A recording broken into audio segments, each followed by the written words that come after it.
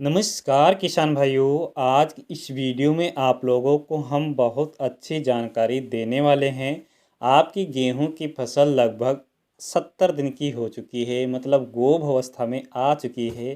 तो आप लोगों को यहाँ पे क्या सावधानियां रखनी है और कौन कौन सी यहाँ पर आप लोगों को पोषक तत्वों की पूर्ति करना है, क्योंकि किसान भाइयों हम सब आप लोग नहीं जान पाते हो हमें किस समय किस खाद का इस्तेमाल करना चाहिए, जिससे कि आप लोगों को कम खर्चा लगेगा और अच्छी तरीके से हमें पैदावार भी मिलेगी।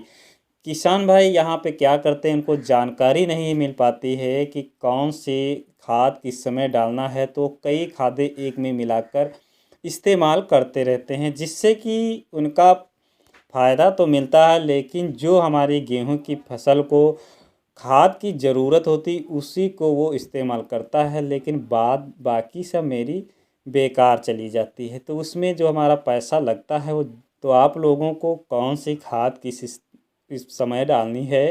तो किसान भाइयों आप लोगों को बेसल डोज में आपने सारे खाद डाले थे, फिर फर्स्ट सिंचाई की, पहली सिंचाई की, उसमें यूरिया, जिंक, पोटास, फास्फोरस सभी खादों का इस्तेमाल किया। फिर दूसरी सिंचाई की, उसमें भी सभी खादों का इस्तेमाल कर लिया। लेकिन अब मेरी जो गेहूं की फसल है गोभ अवस्था में आ चुकी है। तो यहाँ पे आप लोगों को सावधानियां रखना है।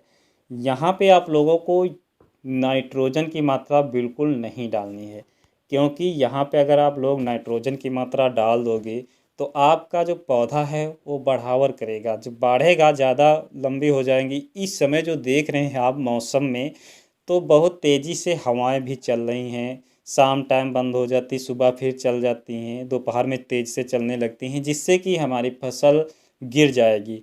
तो आप लोगों को यहाँ पे नाइट्रोजन की मात्रा तो बिल्कुल नहीं डालनी है। अगर आपको डालना है तो यहाँ पे फास्फोरस और पोटेशियम की आपको पूर्ति करना है। फास्फोरस आप लोगों को क्या फ़ायदा देगा, आपकी गेहूं की फसल को, गेहूं में बालियां निकलने में बहुत ही ज़्यादा अच्छा मदद करेगा। पोटेशियम जो है हमारे दानों का भराव और चमक जो होती है हमारी दानों में, उसको सही तरीके से बना लेता है। इसीलिए आप लोगों को दो खादों का इस्तेमाल करना चाहिए यहाँ पर। और आप लोगों को यहाँ पे जो हमारी गेहूं की फसल में इस समय पाला का भी ज़्यादा प्रकोप हो रहा है, कहीं कहीं पे ज़्यादा पाला पड़ रहा है। तो आपको यहाँ पर अपनी गेहूं की फसल को पाला से भी बचाव करना है। तो पाला के लिए आप लोग जिस तरफ से हवा आप लोगों की चल रही है उस तरफ आप लोगों को धुआं के ज़रिए से आपको पाला से बचाव कर सकते हैं अपनी गेहूं की फसल में। नहीं तो आप लोग एक स्प्रे कर सकते हैं, बहुत ही सस्ता स्प्रे है। और आप लोग 100 से 150 लीटर पानी में अगर आप लोग स्प्रे कर दोगे तो आप लोगों की गेहूं की फसल में पाला का बिल्कुल प्रकोप नहीं रहेगा।